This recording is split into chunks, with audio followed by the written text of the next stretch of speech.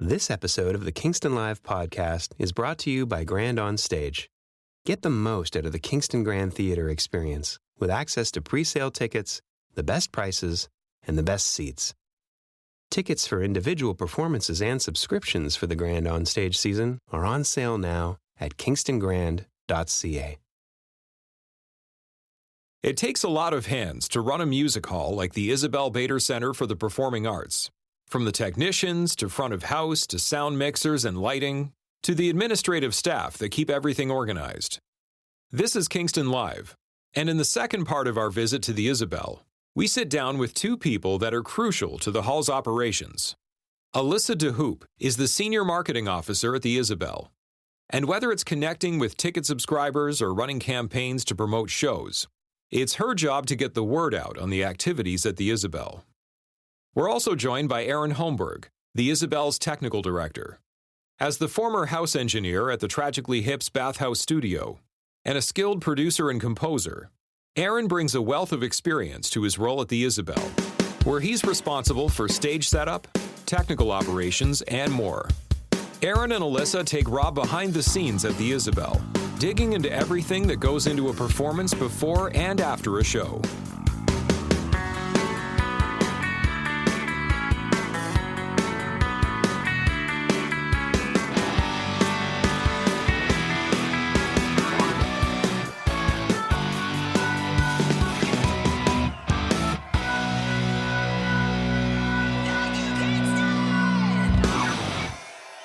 Alyssa, Aaron, welcome to the Kingston Live podcast. Thank you. Thanks for having us. Alyssa, what's your role here at the Isabel Bader Center? I'm the Senior Marketing Officer. My primary role is to market our shows that are in the Isabel season. That is anywhere from making posters to doing social media ads to video content to working with artists and agents to get content from them and make sure that we're communicating our season to audiences. I oversee the box office as well. So kind of connecting that with marketing and customer service is really important.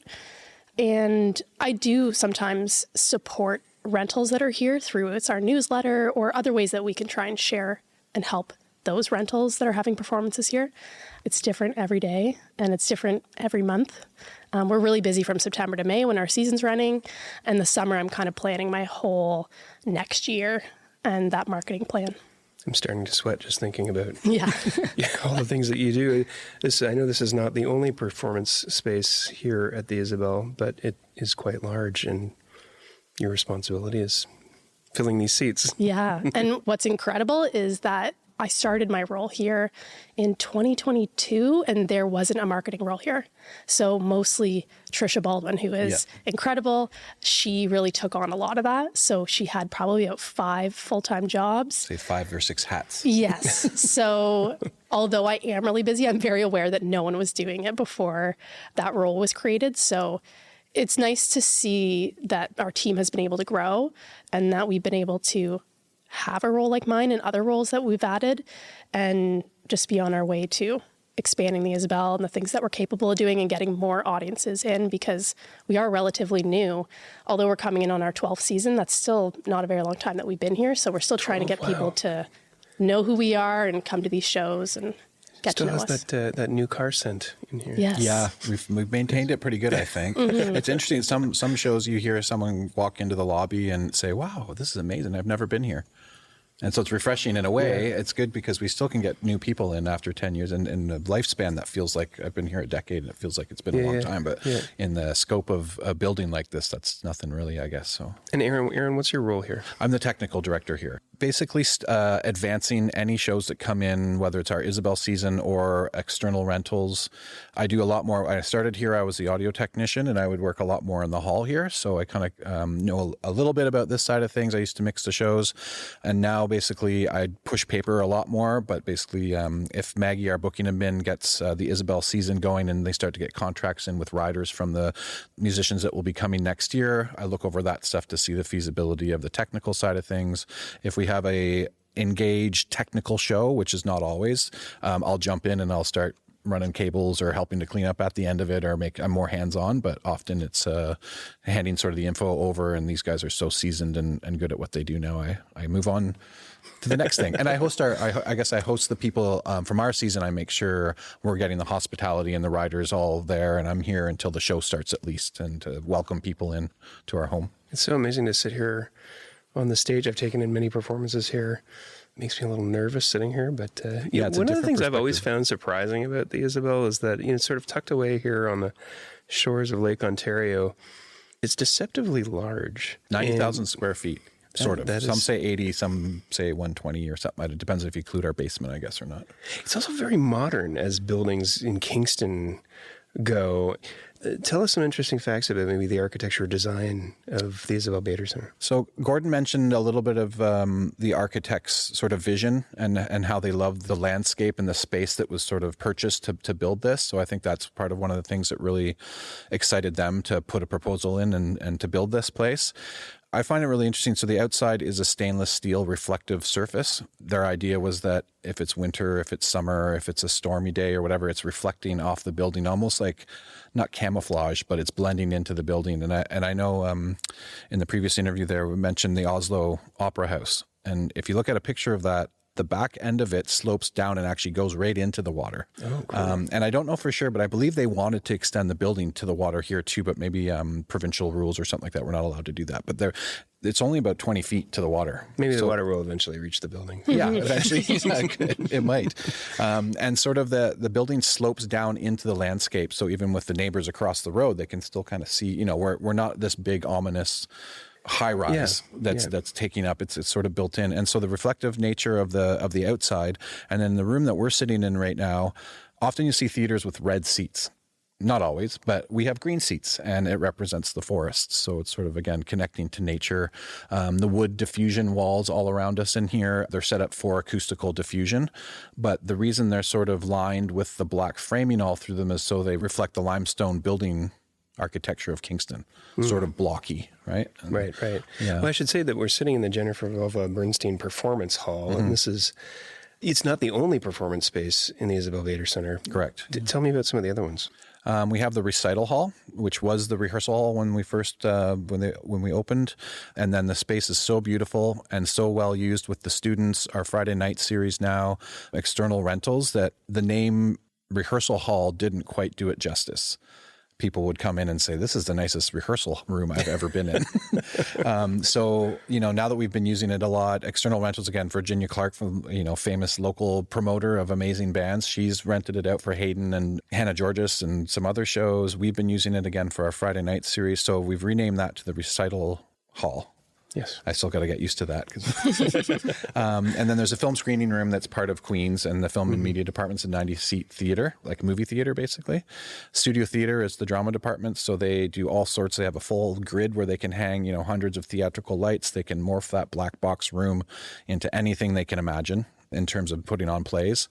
And we use the lobby for performance too. We've had lots of performances in the lobbies besides sort of rentals for weddings and that kind of thing, but it's pretty acoustically interesting out there as well.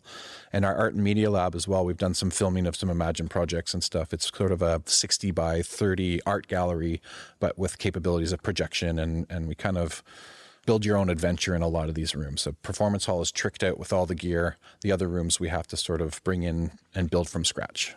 Performance spaces are usually built, I want to say, like multi-purpose for different types of performances and things like that, but not this one. Am I right? Yes, I would say it's a classic shoebox shape. And I can't remember the century that the shoebox came out where they said, this is what makes great acoustics for acoustic instruments. But let's say it's the 1500s or 1600s. I can't remember. We look it up with the classic shoebox shape of a hall. So it's built, the acoustics is for amplifying violins and, orchestral instruments or an acoustic guitar.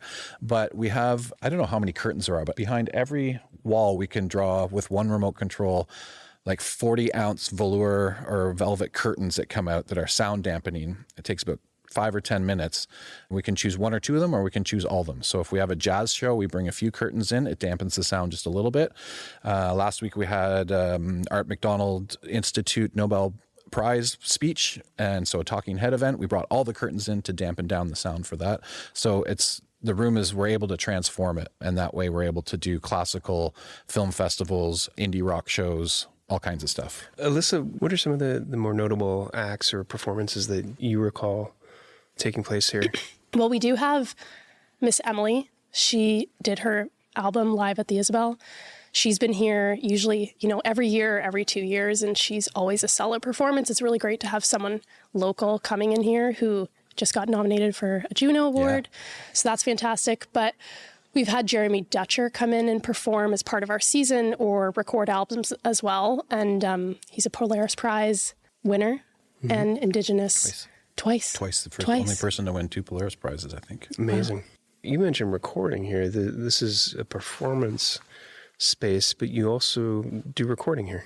Yes. 24 plus albums now have gone through here, again, in our short 10 years or 11 years. Straight from the early on, I guess around 2017 or 2016, we probably had a first recording. Sometimes it's an external client coming in. We have Carl Talbot, who's, for all the audio nerds out there, he is an engineer producer of classical music, and his summer home is the Boston Symphony at Tanglewood, and he records all the shows there. So very established, and he's done records with like the National Arts Center Orchestra. He came in and he brought in, I believe it was actually the Griffin Trio that he did, and they nominated and won, I think, their Juno that year as well. So that was one of the first ones. We've done a bunch of recordings here. Yeah, I think I counted it up. I'm starting to try to get a list because we're quite a ways in. We're like, we've got to start cataloging and see what these albums are. But I know we're up over 20 albums that have been recorded. Is that you and your team that are responsible for those recordings? Sometimes, and like for the Imagine projects, which is our arts incubator residency program that Gordon spoke to a little bit, we'll record those. Brian and Sylvie Chang, Sylvie Chang was mentioned recently. Brian won an Imagine and came in and recorded. He brought his engineer from Germany because he studies in Berlin as well. So brought someone in. We support that. I'll say it now because I wanted to mention this in the interview at some point, but for back of house and for front of house too, there's really no egos. Sometimes there can be some egos in the tech world and stuff. And our team, whether we're supporting roles to help someone for, the techs or the artists and just to envision their project, we're here to help and step aside and wait for, how can we help you? Or we'll dive in and we'll take over because these guys are fully capable of high-end fidelity, recording and filming as well. So sometimes we support and sometimes we're leading it. I've taken in some performances here and the sound is impeccable. The experience overall is very good. I think you hold the bar very high in the experience that you create for audiences here. Everyone here takes their job seriously. It's run by professionals and, who are very serious about creating those experiences. But I'm sure there's lots of fun and hijinks that happen here. Is there any humorous stories or weird things that you can share with us that audiences maybe wouldn't be privy to? We get to see the stuff that you want us to see. I feel like Aaron would have some good stories. I've got a few back. Well, here's one that I don't think that I wasn't prepped for this interview because I thought maybe there'd be a question like this. But one of them that I didn't think of until just now was I came into work one day and I think it was Halloween. So maybe it makes more sense than what I remember it, but I came in and sometimes it's just a quiet room. We don't have a show going on yet. There's maybe it's a tech day. Jesse or Tom are here just working away on stuff. And I came in and no one was in here. And then I heard the door open up above us on the balcony and a dolly, like a little rolling cart come through. And Jesse came through in a giant Teletubby outfit.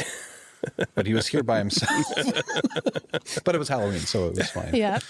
I feel like Aaron usually sees a lot of exciting things, but I think I was 2 months into my role in the contract role, being the event coordinator. A lot of that role is making sure the artists that we've contracted to come and do a show gets here safely, checks into their hotel. And we did get a call from the agent saying that a cellist for the next day's performance, although they had a seat for themselves on the flight and a seat for their cello, because that is actually really common, they don't trust to check their instrument. They were denied going on that flight. This is pre-COVID, they were approved and they got to the gate, and then at the gate they decided to say, "Oh, actually, no, you can't bring that cello on." So I kind of worked with the agent over 24 hours to figure out what airport could we get them to because Ottawa and Toronto wasn't working. So Watertown was the closest airport that we could fly them to. It was in the dead of winter. We had to figure out how to get them from Watertown to here, and the U.S. taxis wouldn't cross the border. The Canadian taxis wouldn't cross the border. We sometimes use a car service and they were booked that day. So I had to facilitate getting a taxi from Watertown to the American border. I had to call the American border and make sure that and Canadian border, make sure that she could cross on foot with her cello. And then a Canadian taxi was there to pick her up. And I was texting her along the way. And that was, I think, 2 months into my role. And that was certainly nerve-wracking and exciting, but like at the end of the day, just extremely hilarious. But I was just wanted to make sure she got through, and I think she showed up. Yeah, maybe she made it. So 45 minutes before the show. Yeah, it's about 30 to 40 minutes before house opens. So 7 o'clock house opens. So there's no more stage time really to warm up. And I think she came in around 6:15 or so, and was able to get on stage, get a little audio time and practice time on stage.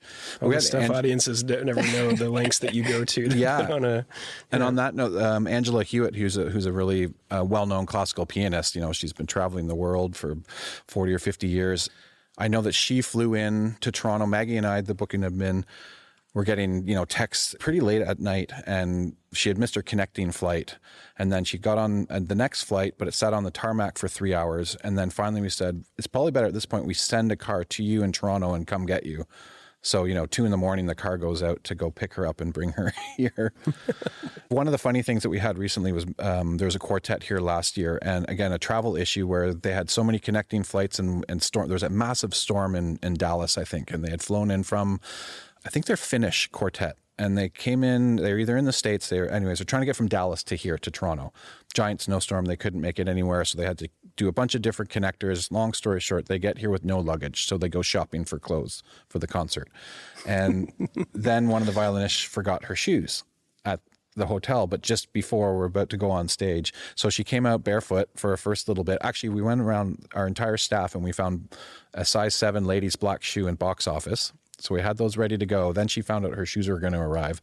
And 3 minutes into her intro speech of the concert, our stage tech, Lucas, brought her shoes out and put them down on the floor for her to shoe up. And she gave us a big shout out for sure.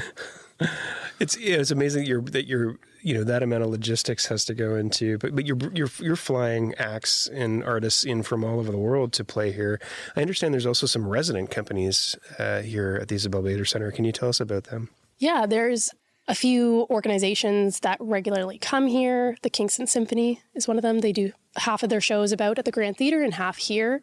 And that's fantastic because they sound incredible in this space. We have Isabel Voices. They are an organization that's a choir, and they rehearse here and they do their performances here.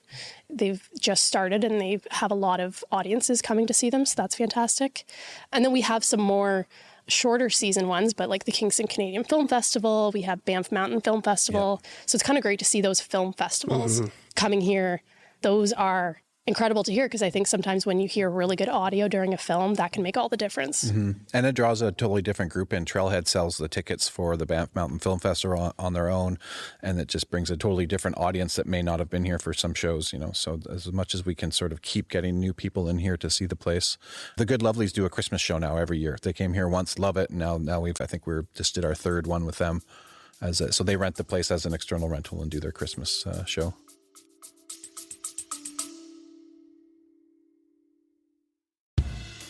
This episode of Kingston Live is brought to you by Grand Onstage.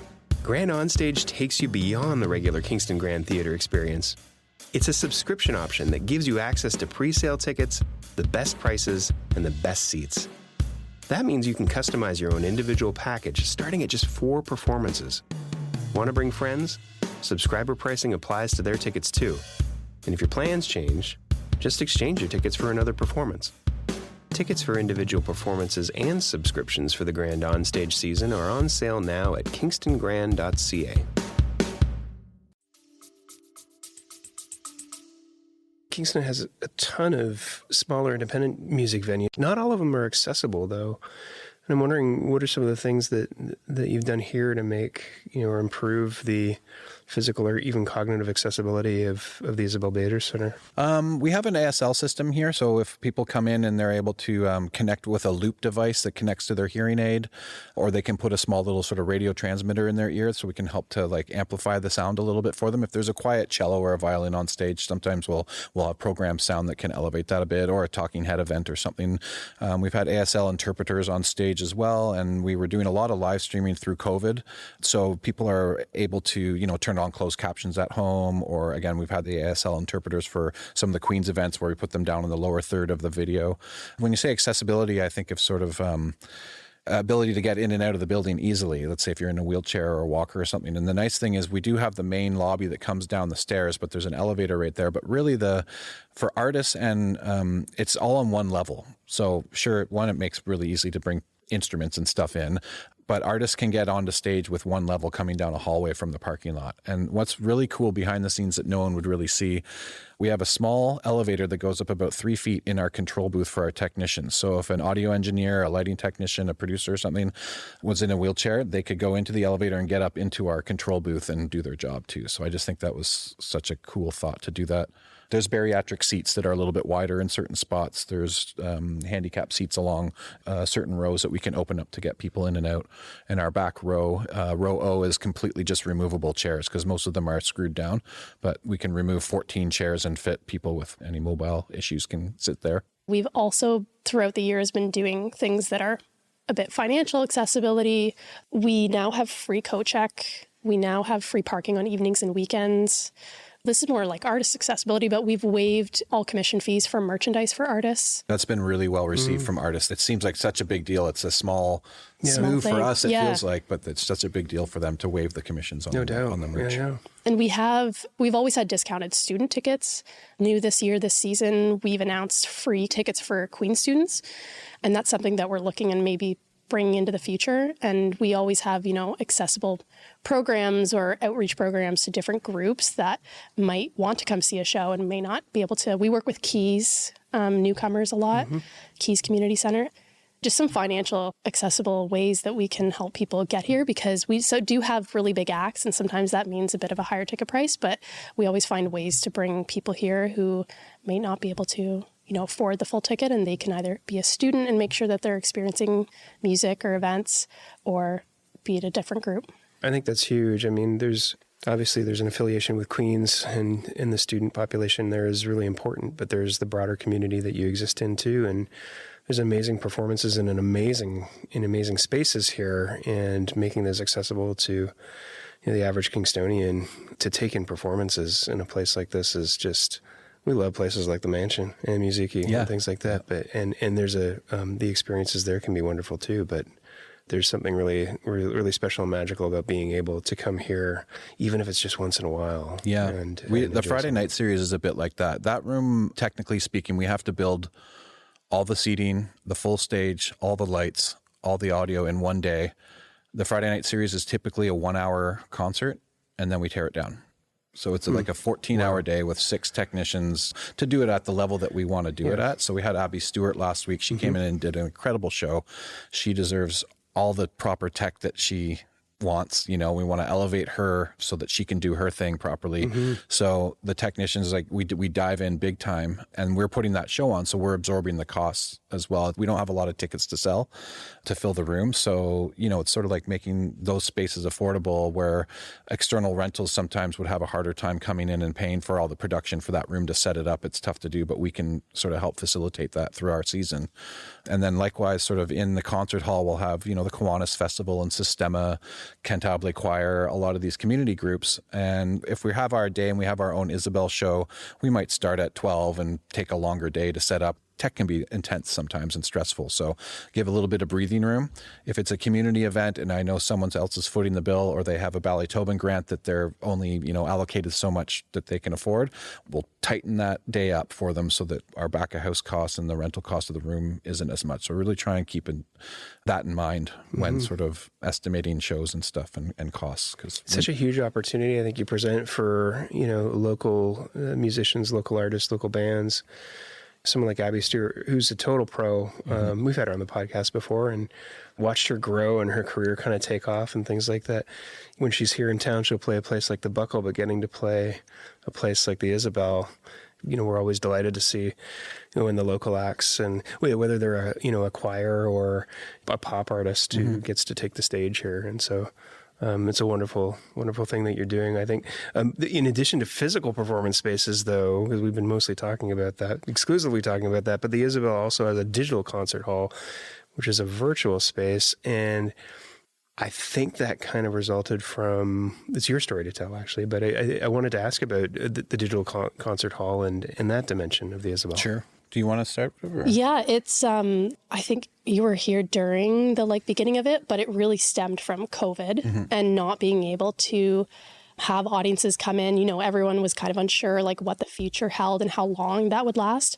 So keeping artists coming in here, but then still being able to reach audiences at home was really important. And Trisha Baldwin, she really took that on and led that initiative. And it was her idea to look into live streaming, to get the equipment involved to do that. And we still have that technology today.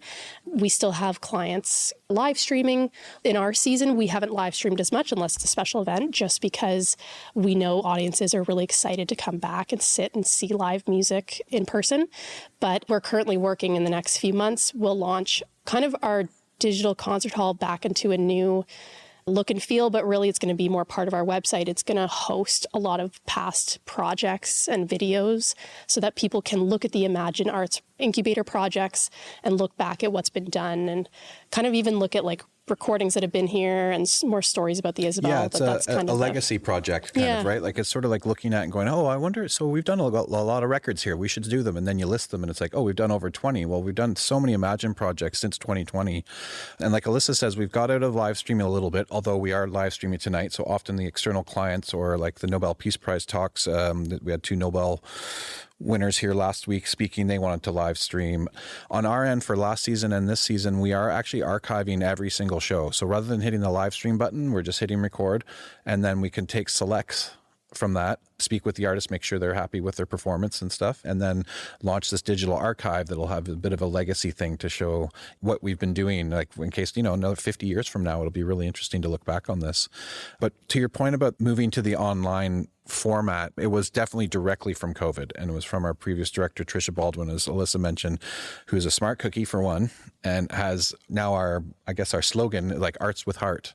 She wanted arts workers and artists alike to continue working through COVID as much as we could. It was important for her to get these artists that are struggling at home, they can't go play gigs. So it was a very great initiative from her, and luckily we had some rainy day funds that we were able to purchase cameras, a proper switcher. We built a custom tower computer with proper graphics card with our small little team. We sort of have a way to have one camera person. So because we couldn't have too many people in the room, we were allowed to have the Griffin trio on stage with the 3 of them and then 3 technicians in here, and that was it. So we don't have a camera team. We have a camera person that kind of runs all this. We experimented with live streaming software and gradually it was so great for us because it kept our brains going through COVID as well. And we actually live streamed the Griffin Trio in May 2020, and then we took, whenever a lot of other people were canceling competitions and things, we took our cello competition online, which was very stressful for back of house because we are now live streaming and CBC became a partner for us. So we had to stream to CBC, to their website. So suddenly we're broadcasters, and all the 6 cellists were in different places there. I think one was in Germany. Different time zones. Yeah, different time zones. One was in Vancouver, 3 were in the States, and they had varying degrees of Wi-Fi because people didn't fully understand Wi-Fi at that point, right? How much you need to send a video and audio feed to us. And we sent them packages of 2 condenser microphones. I had these big U-Haul boxes filled up where we sent them a full recording kit with a Focusrite box to record and the microphones, and taught them how to set themselves up to record their cellos and send us the feed. That's amazing. I'm so glad that you're rethinking how to keep that going, because I think it's just a great way to extend the experience of what you do here outside of the 4 walls to a community that either can't or won't, for whatever reason, be able to attend in person. Yeah. So that's fantastic. It's interesting that even though the Isabel is part of Queen's University, you're responsible for generating your own operational funding. How do you do that? We do get support from Queen's about 1/3 of our costs, but the 2/3 is revenue generation. And we do that through ticket sales, donations, and sponsorships, and we do it through rentals. And we do have so many rentals coming through here, which is incredible, but there's always space for more. And whether that's just people knowing that they can rent certain spaces in here, it's always something where we, just like any arts organization, is struggling to keep up with that need for revenue generation and costs being up. But we're always striving to get more audiences in here, get people interested to donate and know the impact and the important impact of donating. And just get more community groups in here to really use the Isabel, not just rent it, but like know that this is meant for the Kingston community. And that just benefits us, it benefits them. But that is kind of a silver lining, is we can be agile in that way. We can kind of lift and adapt in different financial situations. So one of the ways that your average Kingstonian can support the Isabel is just by attending performances here, buy a ticket and walk support in the what's going on doors, here. just walk around. If that's like your first take at it, if you want to. And then, come see a show. I was going to say our Friday nights series in the recital hall, those are $25 to come. An interesting story that just happened was when we launched our free Queen's University student tickets, we had a student buy 10 tickets and then donate $100. And you can donate right through our website. And that was incredible to see that they knew the impact of how that accessibility initiative impacted them, but they knew the impact of the Isabel in the community, and they decided to donate those funds. Just that little amount, even like $30, makes all the difference towards subsidizing, keeping this place looking beautiful and being a place for the community to use and enjoy. We're looking at sort of amplifying our off season a little bit too, even though everybody in front of house and back of house needs a bit of a break when you're running an intensive season every year. Your off season being? I would say technically our season is September to April, but then usually the Fringe is busy too. So May we have our piano competition coming up, so that's going to be busy for us. We have a lot of externals, sort of Leahurst College comes back. There's a lot of sort of graduation ceremonies and stuff like that. But then we hit June, July, August, and there's not as much all the time. Now, a few years there, we had 3 years in a row, we had the National Youth Orchestra come for their residency for 5 weeks at a time. So it was a great opportunity to have them here. They took over the whole place for 5 weeks while they all learn their compartmental parts of the symphony and then come together for one big show and then take it on tour. Now we have them coming once a summer to do their show. We have actually, I think, a couple other concerts coming up. Yeah, in our upcoming season, we will have a few, we're calling it like a summer spotlight series, and it's not usual, but starting this year, we're looking into having just a few concerts throughout the summer because Kingston's so beautiful at that time. It's so nice to be in this building even in the summer and just have people come out and see. And the recordings are coming music. back. We're trying to get more recording incentives for the off time too, right? So we have a lot of Imagine projects this summer. A lot of time those are filled up in August. We're doing 4 of these amazing Imagine projects. The other 2 of 6 total are kind of speckled in throughout. Oscar Evans is coming in October for his. That's really exciting. Community support again with that. Writers Fest brought Margaret Atwood here on our stage last August, and I've been lucky to work with some pretty neat people over the years, but I was like very starstruck when Margaret Atwood walked on stage. So that was really cool too. So the place is animated through the off seasons, but we're probably looking at ways to try and build that up a little bit more too. Yeah. My mind is really blown. I've learned so much that I didn't know before. I mean, I've appreciated performances here and the fact that the Isabel Bader Center exists and some of the programs that I knew about, and there's so much that I didn't know about. I wonder if you could dispel one misperception about the Isabel Bader Center that Kingstonians may hold, what would that be? I think there's a perception of that maybe we are just a building as part of Queens, and really it's that we are here for the Kingston community and for the community to enjoy, whether it's through being a renter, someone recording here, or like an artist, or just an audience member. I think sometimes people think we are the Tet, which we love. That's a compliment, but it's actually an incredible artistic hub that not only is the Tet, they're doing, very like visual arts, physical handmaking arts, but we're over on the other side doing performing arts, and that really complements it. But yeah, that would be my myth, is that we're not just for Queens, we're for Queens and the Kingston community. And yeah, we are looking forward to having more and more audiences come here. Aaron, I want to ask you something slightly different. What's one thing Kingstonians might find interesting or surprising about the Isabel that you'd want them to know? When I go to the Grand Theater, I love bringing a beverage into the hall. And you can't really do that here. And often people think it's partially because of that, maybe the architecture and, it's so nice in here. But we actually have looks like a small fan under every single seat here. Oh. And it's the silent HVAC system. So we can't have stuff getting poured into it, and that's kind of the reason why we don't have beverages in here. But I know that's always, people are surprised when they can't bring a drink in. Don't pee your pants as excited as you get. Yeah. So it's really neat because that's kind of like the silent HVAC. You can hear a pin drop in here because it's basically got all these hundreds of fans. Intentional. That's amazing. But that's one thing about the Friday night series. You can bring a drink in. Yeah. Very cool. Put the Isabel on your Friday night itineraries, folks. What's the best way for our listeners for them to maybe keep their finger on the pulse or discover all of the upcoming performances, screenings, etc. at the Isabel Bader Center? Yeah, we list everything that's public on our website, queensu.ca/the Isabel, and follow our Facebook and Instagram, QueensU Isabel, and you'll get all your information there. And then our box office can always be reached Monday to Friday, 12:30 to 4:30 at 613-533-2424. Some people, especially those classic audience, they love to, book their tickets through the phones. And that's one thing is our box office team, our ushers are all really knowledgeable and helpful. So even if you're at a show and you have questions, we're always here to help. Awesome. Alyssa, Aaron, thanks so much for having us and our crew to the Isabel Bader Center. Really appreciate it. This has been enlightening and fun. Thanks for us. coming. Yeah, thank you. This has been Kingston Live. If you've enjoyed this podcast, please share it, tell a friend, or subscribe on your platform of choice. For show listings, artist info, and all things Kingston music, check out kingstonlive.ca. Kingston Live was produced in Kingston by Soundwise.